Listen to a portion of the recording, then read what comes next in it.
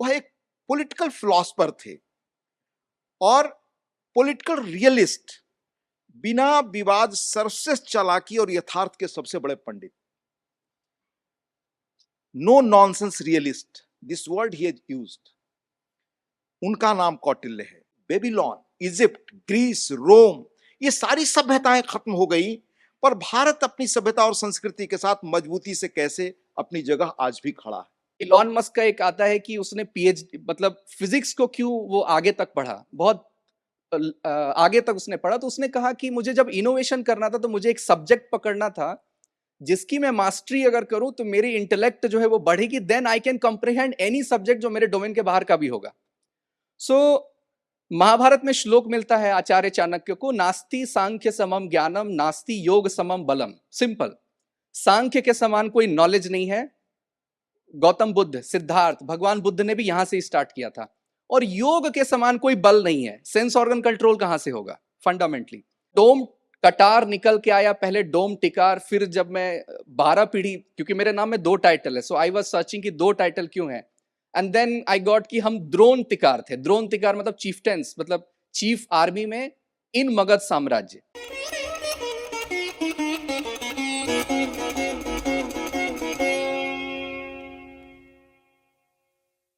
Welcome to an illuminating book launch session at the second edition of the Delhi University Literature Festival.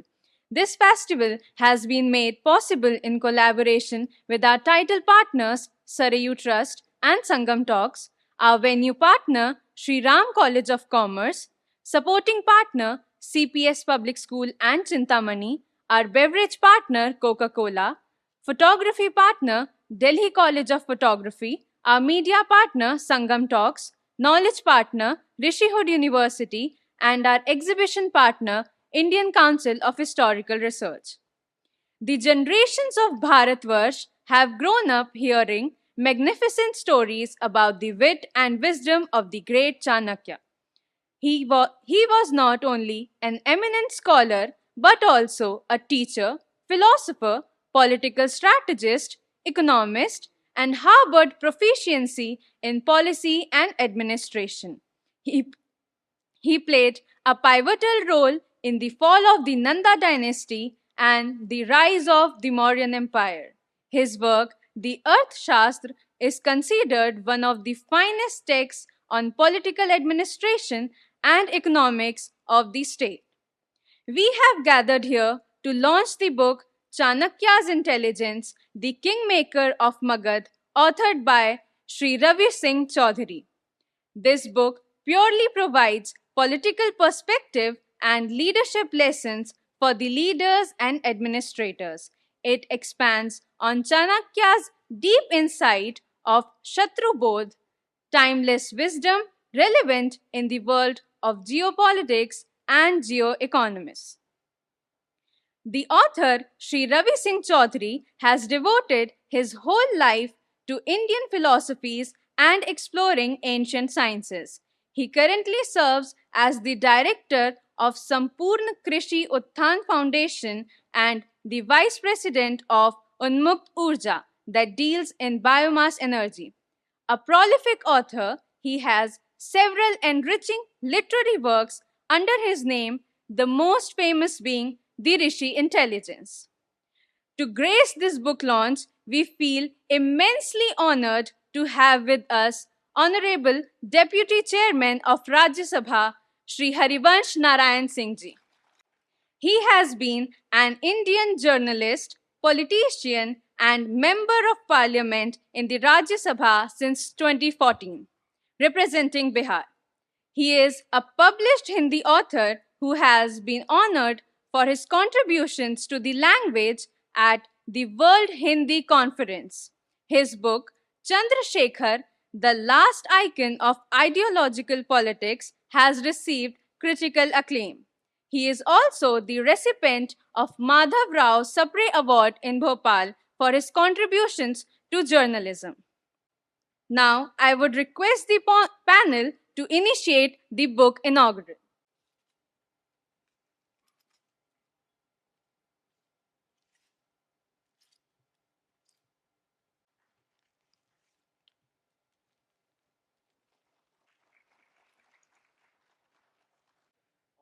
देश और दुनिया के centre of excellence के रूप में यह संस्था जानी जाती है। इसकी प्रिंसिपल सिमरनजीत कौर जी और यहाँ के युवा विद्यार्थी जो अपने वाइब्रेंट, एनर्जेटिक और अपने टैलेंट के लिए देश दुनिया में जाने जाते हैं। दिल्ली यूनिवर्सिटी का और खास तौर से इस कॉलेज का नेशन बिल्डिंग में बड़ा योगदान है। ही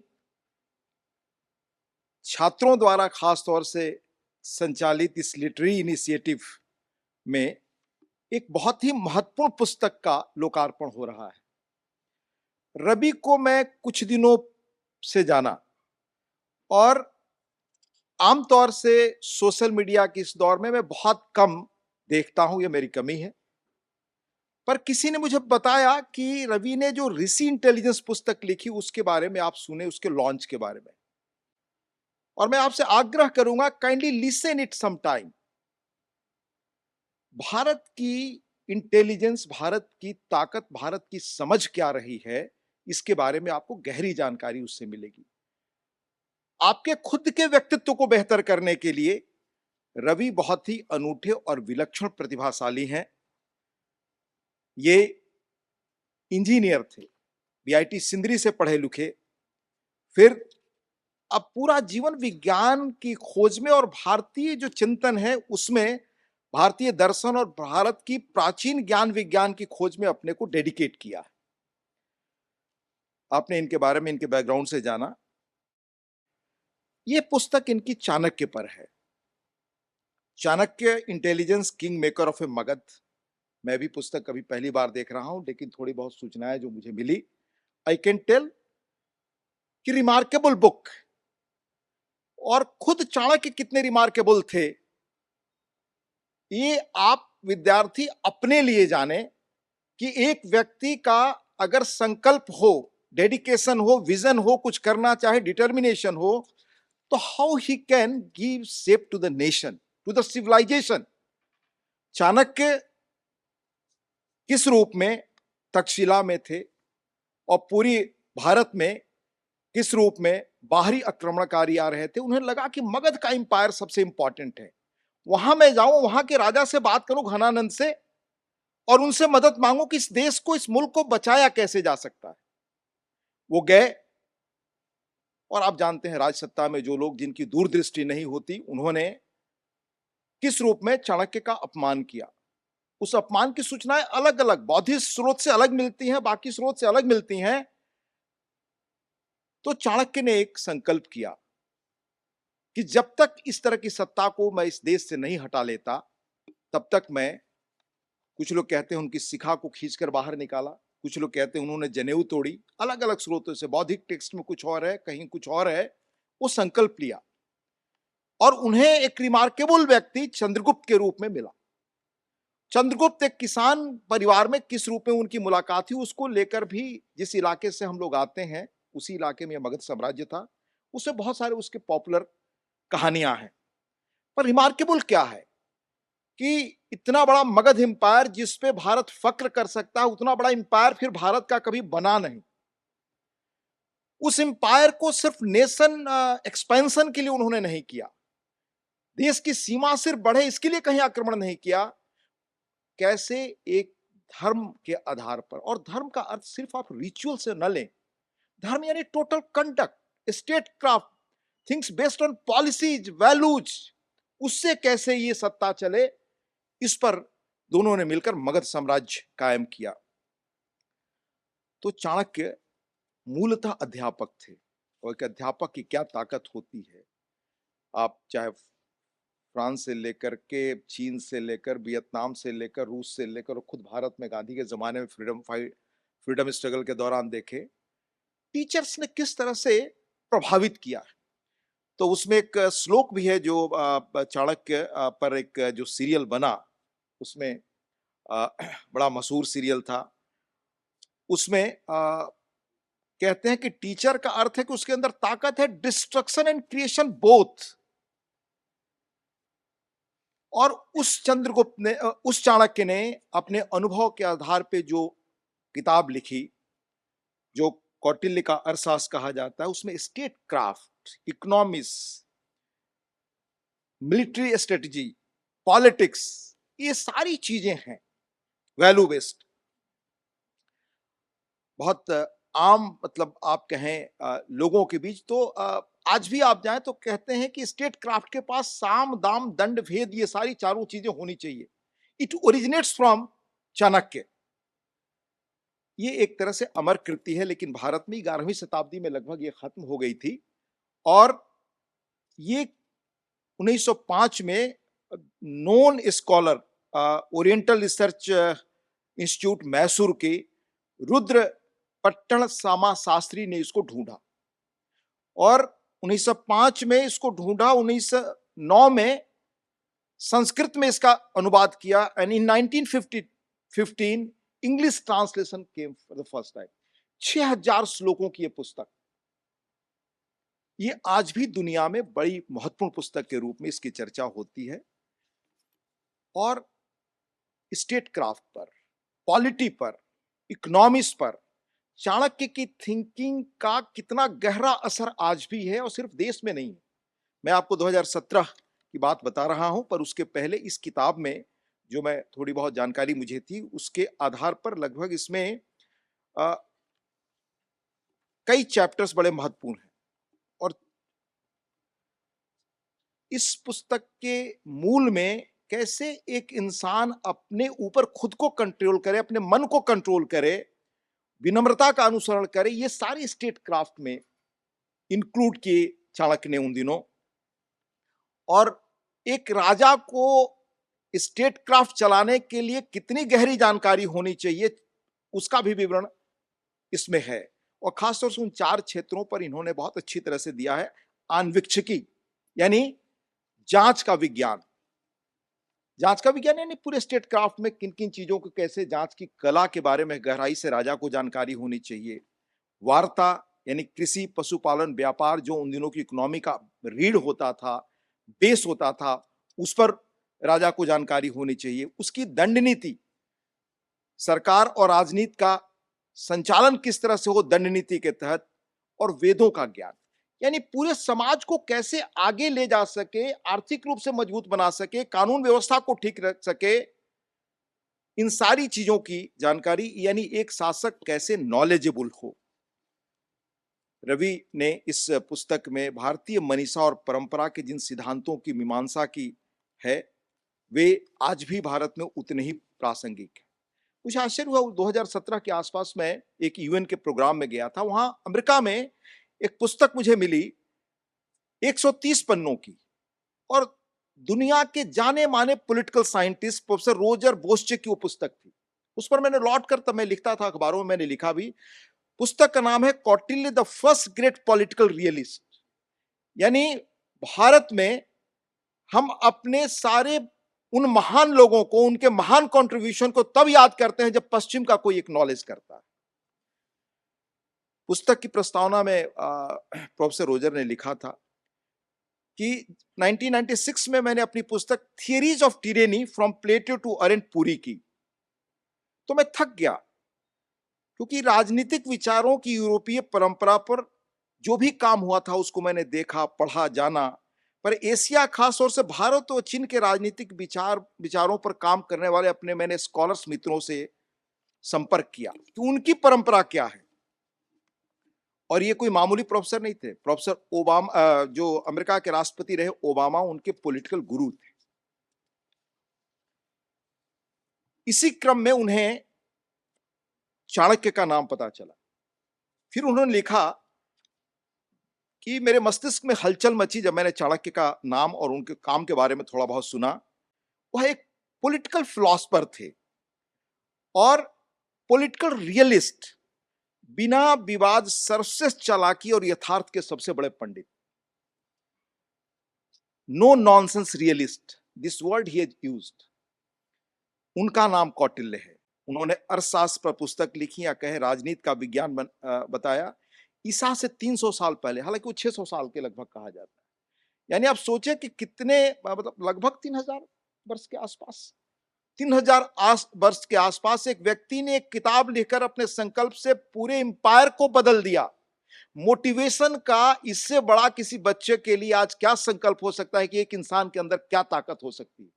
पर वो इंसान कैसे थे उसका मैं आपको वो करूंगा उल्लेख। इसके बाद उन्होंने प्रोफेसर रोजर ने कॉन्टिल के बारे में बहुत कुछ लिखा है और बड़े बेहतर ढंग से लिखा है कि उनके कई विचार आज दुनिया में चकित करने वाले हैं और मुझे मौलिक चिंतक के रूप में लगे दुनिया में। जिस व्यक्ति ने दुनिया के टॉप पॉलिटिकल फिलोसफर्स का अध्ययन किया था वो कह रहे हैं कि मुझे इसमें चाणक्य सबसे अलग और विलक्षण लगे क्योंकि उनके कई विचार चकित करने वाले हैं।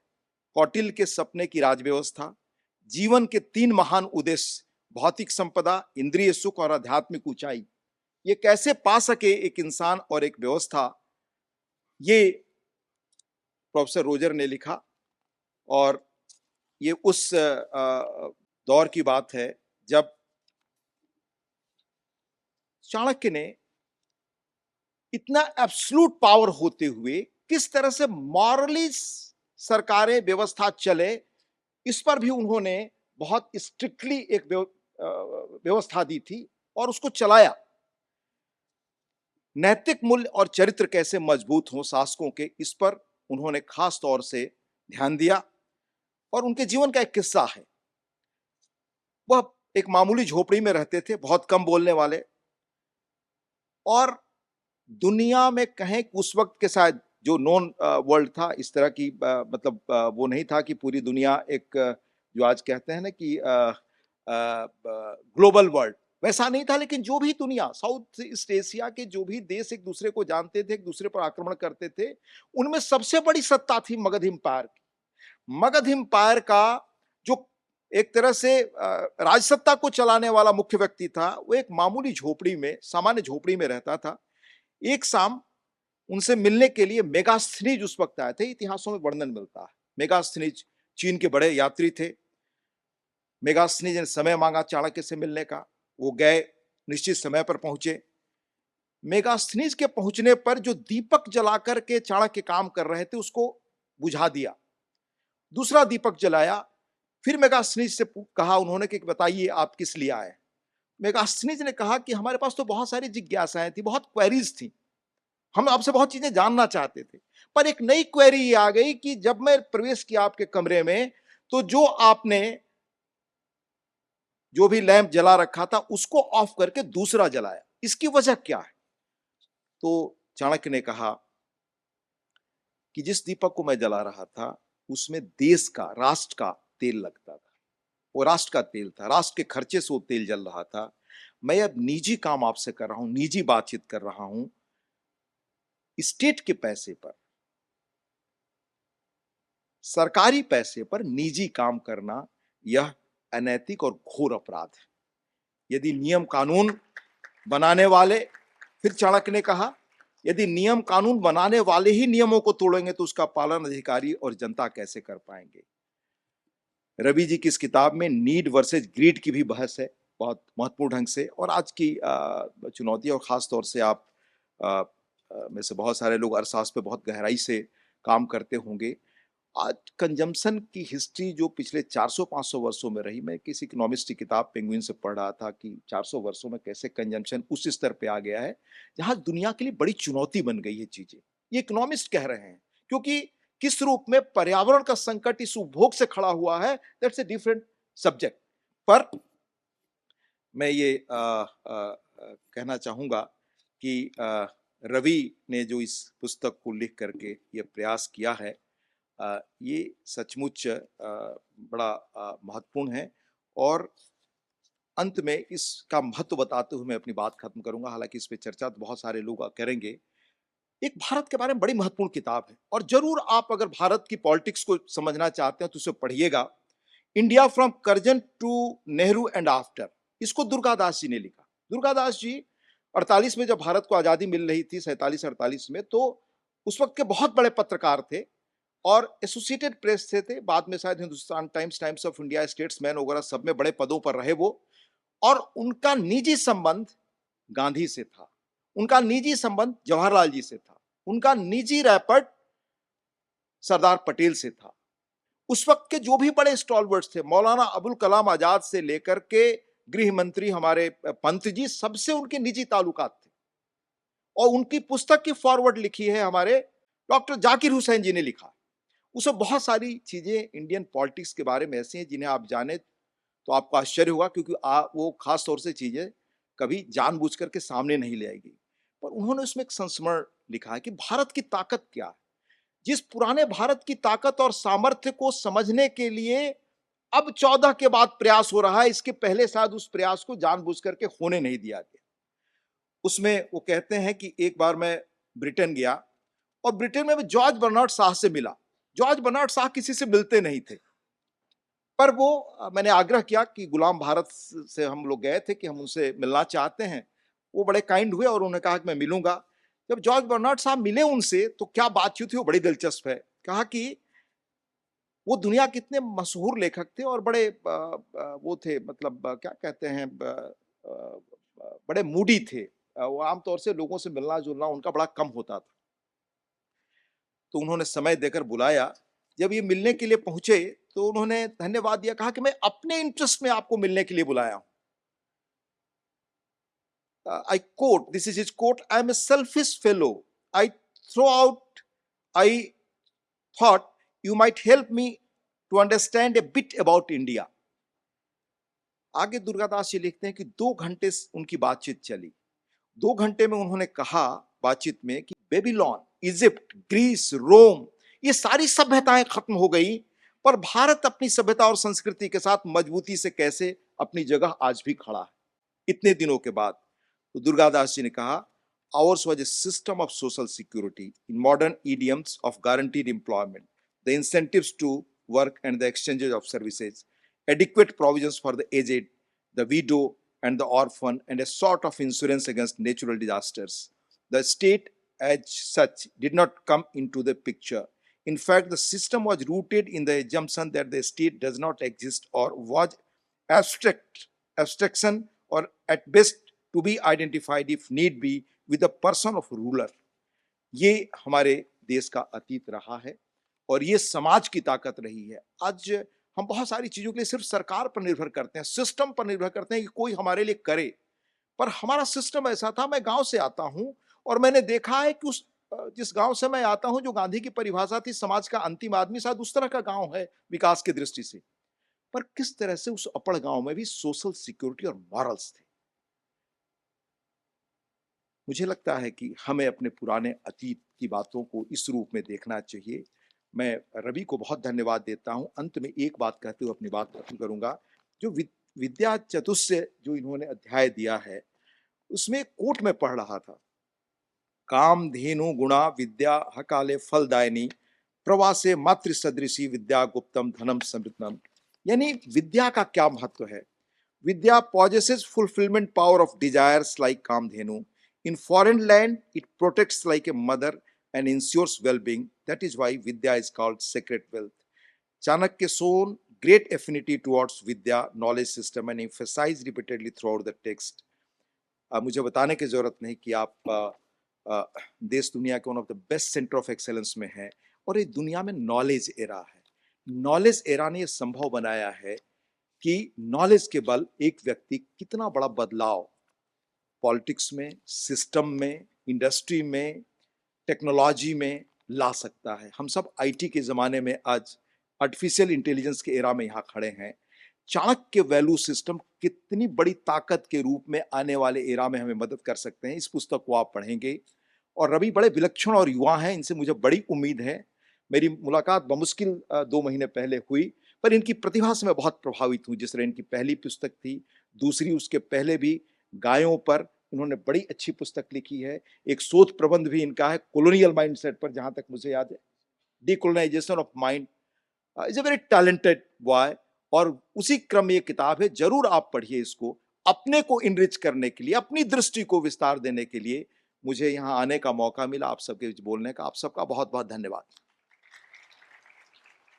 Thank you so much, sir, for coming here, and thank you, Simrit Kaur ma'am, for giving me this platform, जिस पे मैं आज बात करने वाला हूँ। ये इंटेलिजेंस सीरीज में दूसरी बुक है, चाणक्याज इंटेलिजेंस। सो पहली बुक जो थी वो इस बेसिस पे थी कि हमारा इंडिक साइंसेस स्यूडो साइंसेस है, टेक्निकली साइंटिफिक टर्म में बात नहीं करता है। एंड ये दूसरी बुक है जो हमारे ऊपर आरोप लगा था, बिकॉज ऑफ पॉपुलेशन एशिया हमेशा इकोनॉमिक सुपर पावर रहा है। स्टेट का, राष्ट्र का, कंट्री का, जो हम कहते हैं देश का कॉन्सेप्ट जो है ब्रिटिशर्स के आने के बाद हुआ है। दैट्स द क्लेम जो हम पर आरोप लगता है। तो आज हम लोग कुछ बात करने वाले हैं, 10 मिनट मैं लूंगा, ज्यादा नहीं लूंगा, कि इस बुक में मैं क्या बात कर रहा हूं। पहला तो इसमें इकोनॉमिक्स नहीं है, नॉट द माइक्रो और द मैक्रो, सिर्फ पॉलिटिक्स है, जियो पॉलिटिक्स है एंड गवर्नेंस है, वेरी स्पेसिफिक। और दो शब्द को पहले मैं डिफाइन करना चाहूंगा जिससे डिस्कोर्स पूरा हर बार बदल जाता है। अगर उस परिभाषा का मतलब हमें नहीं पता है तो मीनिंग अलग हो जाते हैं। जैसे बचपन से मुझे एक डाउट था कि हर हिंदी शब्द का इंग्लिश वर्ड मिल कैसे जाता है। इसके दो कारण हो सकते हैं, या तो वो इतने कल्चरली एडवांस हैं कि हमारे सारे माइन्यूट डिटेल्स और सारे एक्सपीरियंसेस ऑफ लाइफ उनके पास भी हैं, इसलिए हमारे सारे हिंदी शब्दों के इंग्लिश वर्ड्स हैं। या दूसरा ये हो सकता है कि जब भी हम ट्रांसलेट कर रहे हैं तो वो रिडक्शनिस्ट अप्रोच में वो छोटा हो जा रहा है और वो गलत ट्रांसलेशन, गलत मीनिंग बता रहा है। जैसे रिलीजन इज धर्म, अब ये जब दोनों साथ होगा तो जब भी बात होगी तो हमें लगा कि अच्छा, धर्म की जब भी बात होगी तो ये कॉन्फ्लिक्ट कराएगा, क्योंकि 2000 साल से सिर्फ कॉन्फ्लिक्ट हुए हैं रिलीजन की वजह से। तो आसान शब्द है अर्थ, उसको पहले मैं डिफाइन करना चाहूंगा। चाणक्य कहते हैं कि okay, the livelihood of the people या ह्यूमन, इसको हम कहते हैं अर्थ, जो फिजिकल या मॉनेटरी टर्म में है। But the actual meaning is कि the place that is inhabited by human, जहां पर लोग रहते हैं, to acquire that land we need अर्थशास्त्र। सो जमीन जहां पर मनुष्यों का जनसंख्या है, पॉपुलेशन है, उसको अपने टेरिटरी में लाना, दैट इज रिटन इन अर्थशास्त्र। So basically politics, power and पैसा, ये तीनों होता है अर्थ का मतलब, पैसा सिर्फ नहीं होता है। धर्म ध्री धातु से बना है। धर्म का जो मतलब है वो आता है जो धारण करता है, that which is the foundation.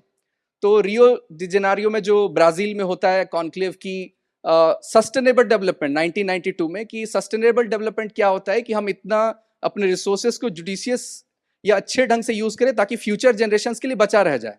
That is called the sustainable development. इसको संस्कृत में अगर बदलेंगे, ट्रांसलेट करेंगे तो उसको हम धार्मिक डेवलपमेंट कह सकते हैं, बिकॉज धार्मिक का एक्चुअल मीनिंग आता है sustenance, foundation, law, justice, morality, बहुत सारे मीनिंग आते हैं। मतलब ये एक ऐसा शब्द है जिस पर बहुत ज्यादा बोझ है अपने आप को एक्सप्लेन करने की। तो इतना ज्यादा बोझ है कि हम कॉन्टेक्स्ट भूल जाते हैं। तो ये दो शब्द अब क्लियर होता है, तब अब चाणक्य देखिए कैसे एक राष्ट्र का निर्माण कर रहे हैं, जो फंडामेंटल 5 श्लोक है। मतलब एक पूरे कंट्री का निर्माण कर रहे हैं, पॉलिटिकल कंसल्टेंट नहीं है, स्ट्रैटेजिस्ट नहीं है, ऑलमोस्ट अ किंग मेकर और पूरा राष्ट्र मेकर है। तो कहते हैं सुखस्य मूलम धर्म। अब धर्म का मीनिंग मैंने आपको बता दिया, इसलिए अब क्लैरिटी है कि सुख का मूल धर्म है। प्रॉस्पेरिटी, हैप्पीनेस जो हम चाहते हैं, उसका जो मूल है वो धर्म है। और धर्म को वो डिफाइन करते हैं कर्तव्य से भी। क्षत्रिय का धर्म है युद्ध में जा करके अपने प्रजा की रक्षा करना, वैद्य का धर्म है जान बचाना मेडिसिन से। दोनों का कर्तव्य अलग है, दोनों का धर्म अलग है। आपने वेइंग मशीन्स में देखा होगा, जो ट्रक का वेइंग मशीन होता है वहां धर्म कांटा लिखा हुआ होता है। वाई? बिकॉज हम मेजरमेंट भी एथिकली करेंगे, रॉन्ग नहीं करेंगे, राइटियसनेस। तो वहां पर धर्म का देखिए मीनिंग, आपको क्लैरिटी आएगी कि धर्म का एक्चुअल मीनिंग क्या है। फिर वो कहते हैं धर्मस्य मूलम अर्थ, धर्म का मूल अर्थ है। अब लिटरल मीनिंग लोगों को लगा धर्म का मूल पैसा है, नहीं, पावर है। बेसिकली किंग जो है वो धार्मिक बनाता है सोसाइटी को, धर्माचार्य प्रचार करते हैं, बट कैपेसिटी जो है इंप्लीमेंट करने की, एक धार्मिक इकोसिस्टम बनाने की, वो राजा करता है और वो पावर से आता है। दैट्स वाई यहाँ पर अर्थ लिखा है। और अर्थस्य मूलम राज्यम, अर्थ का जो मूल है वो राज्य है। अब एक ऐसा स्टेट है जहां केओस है, अब पता ही नहीं है कि वो गवर्नमेंट 5 साल रहेगी कि नहीं रहेगी। करप्ट गवर्नमेंट होना एक बात है, लेकिन हर 1 साल में गवर्नमेंट बदल जाना ये अलग बात है। तो बिहार में क्या हुआ कि 22 साल में 22 गवर्नमेंट बने, ठीक है। सो पॉलिटिकल इंस्टेबिलिटी कोई भी पॉलिसी को एग्जीक्यूट करा ही नहीं सकती। करप्शन एंड प्योर और गवर्नेंस वो बाद की चीज है। तो स्टेट का एग्जिस्टेंस पैरामाउंट है। तो वो कहते हैं कि अर्थस्य मूलम राज्यम। और फिर कहते हैं अब यहां से डिफरेंस पैदा होगा, राज्यस्य मूलम इंद्रिय जयः, ऐसा राजा जिसने अपनी इंद्रियों को वश में किया है, this cause of this sense organ जो कंट्रोल में है। युद्ध में जो जीतता है उसे वीर कहते हैं, जो स्वयं को जीतता है उसे महावीर कहते हैं। तो जिसने स्वयं को कॉन्कर किया है, सेल्फ को कॉन्कर किया है, सेंस ऑर्गन्स को कंट्रोल किया है, he will bring the good governance, वो फिर पॉलिसी लाएगा, फिर प्रॉस्पेरिटी आएगा। अब ये मोरालिटी की बात होगी, sense organ control and all, but जो इंटरनेशनल पॉलिटिक्स है वो माइस स्ट्रैटेजी पे चलता है, जो हम कहते हैं मॉनेटरी, आइडियोलॉजिकल, कोहेर्सन एंड ईगो। किसी भी लीडर को करप्ट करना है तो आइदर मॉनेटरी होता है, आइडियोलॉजिकल होता है, हनी ट्रैप के थ्रू उसको मजबूर करना, ब्लैकमेल करना, कोहेर्सन के थ्रू होता है, एंड लास्ट में ईगो जो है, उसके ईगो को प्ले करके उसको ट्रैप किया जाता है। तो जिसके सेंसेस कंट्रोल में नहीं है, ही कैन बी मैनिपुलेटेड। सो बहुत बेसिक है कि कोई भी राजा अपनी कंट्री को भी बेच सकता है। तो पहला इंश्योर, जब वो बच्चे चंद्रगुप्त मौर्य को देखते हैं कि इसको राजा हमको क्यों बनाना है, तो वो जो हम समझते हैं कि बच्चे को ही आतंकवादी बनाया जा सकता है और बच्चे को ही सेंस ऑर्गन कंट्रोल करने वाला बनाया जा सकता है, तो एक बच्चे को चूज करते हैं और उसको 4 विद्याएं सिखाते हैं। ये सारी मेरे बुक में पूरे डिटेल में है कि एक बच्चे को वो ट्रेन कैसे कर रहे हैं राजा बनने के लिए। ये जो परसेप्शन है या जो नैरेटिव है कि आर्ट ऑफ डिसेप्शन, झूठ बोलना, सीधे पेड़ पहले काटे जाते हैं, ये चाणक्य कहते हैं he was a misogynist and all, ये कुछ ऐसे चीजें हैं जो आपको आपका जो इंक्लाइनेशन है और इंटरेस्ट है वो चाणक्य को पढ़ने में खत्म कर देता है। That's why they put it. But आप एरिस्टोटल और प्लेटो को भी जब डीप में जाएंगे तब भी पता चलेगा कि he was also misogynist and all. तो वहां पर वो कहते हैं 4 विद्या। पहला है आन्वीक्षकी। अब राजा के साथ देखिए सबसे बड़ा प्रॉब्लम क्या है, ही नीड एडवाइजर्स। वो हर फील्ड का एक्सपर्ट नहीं हो सकता, बट डिसीजन तो उसे ही लेना है। अब ये कौन सी कला है कि वो एक्सपर्ट नहीं है उस फील्ड का, बट डिसीजन कैसे लेगा। तो एक इलॉन मस्क का एक आता है कि उसने पीएचडी मतलब फिजिक्स को क्यों वो आगे तक पढ़ा, बहुत आगे तक उसने पढ़ा। तो उसने कहा कि मुझे जब इनोवेशन करना था तो मुझे एक सब्जेक्ट पकड़ना था जिसकी मैं मास्टरी अगर करूं तो मेरी इंटेलेक्ट जो है वो बढ़ेगी, then I can comprehend any subject जो मेरे डोमेन के बाहर का भी होगा। सो महाभारत में श्लोक मिलता है आचार्य चाणक्य को, नास्ति सांख्य समम ज्ञानम, नास्ति योग समम बलम। सिंपल, सांख्य के समान कोई नॉलेज नहीं है। गौतम बुद्ध, सिद्धार्थ, भगवान बुद्ध ने भी यहां से स्टार्ट किया था। और योग के समान कोई बल नहीं है। सेंस ऑर्गन कंट्रोल कहां से होगा फंडामेंटली। तो सांख्य की पूरी टीचिंग देते हैं और उनकी इंटेलेक्ट को बढ़ाते हैं। और सांख्य इज बेसिकली कॉस्मोलॉजी, यूनिवर्स कैसे बना है ये सांख्य दर्शन है। तो cosmology kind of quantum physics अगर किसी को समझ में आए, रिलेटिविटी समझ में आए, और ऐसा अगर प्राइम मिनिस्टर हो तो he can comprehend any domain. बहुत ऑब्वियस है। तो पहली टीचिंग सबसे कॉम्प्लेक्स सब्जेक्ट पढ़ाते हैं आचार्य चाणक्य, और फिर कहते हैं कि तुम्हें चारवाक होना है। भारत में क्या होता है कि जब कोई कमजोर व्यक्ति होता है, उस पर अत्याचार होता है, तो वो क्या कहता है कि भगवान सब देख रहा है, भगवान तुम्हारा वो जस्टिस करेंगे इस जन्म में, नहीं तो अगले जन्म में। That is the basic core जो एक मासेस हमारा सोचता है, जो वीक होता है। तो आचार्य चाणक्य कहते हैं कि फिर तुम जस्टिस कैसे करोगे। मतलब उस सोसाइटी में पहले वो समझा रहे हैं कि पुनर्जन्म भूल जाओ, रियलिस्ट हो जाओ और जस्टिस को अपने हाथ में लो, क्योंकि justice delayed is also justice denied. ठीक है, तो परमात्मा तुम नहीं हो, तुम्हारा राष्ट्र है, और there is no other heavenly world. तभी तुम्हारा जो जस्टिस सिस्टम है वो इमीडिएट होगा और तुम न्याय कर सकते हो। ठीक है, पाप पुण्य और कर्म को तुम्हें त्यागना पड़ेगा, क्योंकि वो सहारा है लोगों का। ठीक है, सो आप यहां पर देखेंगे कि जो चाणक्य की अंडरस्टैंडिंग है वो साइकोलॉजी को भी समझ रहे हैं और एक किंग को इंपावर कर रहे हैं, जो उसका इंटरनल कॉन्फ्लिक्ट है उसकी इंटेलेक्ट को बढ़ा रहे हैं। और फिर वो दंड नीति पे आते हैं। वो कहते हैं कि व्यक्ति की क्षमा, राजा की क्षमा, संत की क्षमा, तीनों अलग होता है। एक जो साधु है वो सभी को क्षमा कर रहा है, क्योंकि उसे मेडिटेशन करना है, ध्यान करना है, समाधि प्राप्त करनी है। एक व्यक्ति अपने सोसाइटी को देखता है, अपने फैमिली को देखता है, देन डिसाइड करता है। बट राजा इंट्यूशन यूज नहीं करेगा जस्टिस में, वो दंड नीति का यूज करेगा, दैट इज कॉल्ड कॉन्स्टिट्यूशन। ठीक है, वो अपना इंट्यूशन नहीं यूज करेगा। ठीक है, तो आप देखिए कि ये जो पूरा चाणक्य की जो अंडरस्टैंडिंग है कि कॉन्फ्लिक्ट रेजोल्यूशन कैसे करना है, ये बहुत जबरदस्त रही। एंड मैं एंड करूंगा जो बहुत ब्रेक थ्रू मुझे मिली, जो आई थिंक वो डिस्कवर हुई ही नहीं थी। चाणक्य के 6000 सूत्र हैं, कम से कम 10 से ज्यादा बुक हैं, बट फंडामेंटली पूरे वर्ल्ड का गवर्नेंस कैसे काम करता है। हमारा कॉन्स्टिट्यूशन में भी क्या आता है कि इक्वालिटी, फ्रैटर्निटी, हम ऐसे वर्ड का यूज करते हैं, और individualism is the of Paramount importance. एक व्यक्ति का राइट्स सबसे ज्यादा इंपॉर्टेंट है, उसके अकॉर्डिंग सारे लॉ बनेंगे। ठीक है, तो चाणक्य कहते हैं, एक महाभारत से ही वो श्लोक लाते हैं, वो कहते हैं व्यक्ति और परिवार की बात हो तो परिवार होगी प्रायोरिटी, परिवार और गांव की हो तो गांव की होगी प्रायोरिटी, गांव और समाज की है तो समाज की, समाज और राष्ट्र है राष्ट्र, राष्ट्र और ब्रह्म है तो ब्रह्म। सी दी प्रायोरिटी ऑर्डर जब भी हम इसको एनालाइज करेंगे।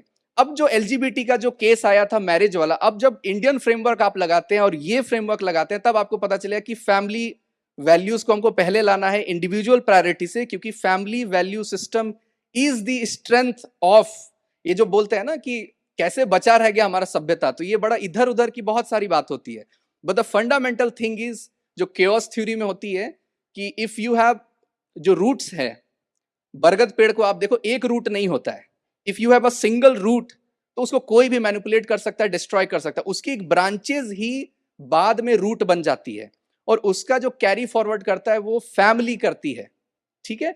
सो इंडिविजुअलिज्म से ज्यादा पंच ऋण सिद्धांत काम आता है। पंच ऋण क्या, आप जब भी जन्म लेते हैं 5 डेट के साथ जन्म लेते हैं। पहला है पितृ ऋण, ठीक है, आप अपने फैमिली ट्रेडिशन और लीनिएज को याद करते हैं, मतलब फैमिली को इंटैक्ट रखने की बात करते हैं। फिर है देव ऋण, जो विजिबल देवता है, सूर्य है, पानी है, अग्नि है, इन सब की हम बात करते हैं। इसका मतलब वो पॉल्यूशन को उसमें कैटर करेगा क्योंकि देव ऋण है उसमें। ऋषि ऋण, नॉलेज सिस्टम को आप मेंटेन रखेंगे। यू सी, अगर गिलोय का, आयुर्वेद का नॉलेज सिस्टम नहीं होता, समहाउ अगर ये लॉस्ट हो जाता तो क्या सिचुएशन होता इंडिया का ड्यूरिंग कोविड। और फिर है कि उसमें मनुष्य यज्ञ करना और भूत यज्ञ करना है। भूत यज्ञ मतलब होता है कि जो भी पशु पक्षी प्राणी हैं उनकी भी फीडिंग करनी, और मनुष्य यज्ञ में जो भी कमजोर हैं, जो हम कहते हैं अंत्योदय, अंतिम का उदय होना चाहिए, उसकी भी सेवा करना। तो एक फैमिली को जो है वो 5 ऋण चुका करके वो उसको आगे जाना है। So these all frameworks are there with Chanakya, जिसको मे भी हमको लगता है कि इंडिक पर्सपेक्टिव नहीं थी इसलिए वो कॉम्प्रिहेंड नहीं हो रही थी, बट इसमें बहुत सारी ऐसी बातें हैं जो लॉ गवर्नेंस कैसे डिसाइड हो रही है, कैसे ड्राइव हो रही है, वो सब कुछ यहाँ पर डिफाइन होता है।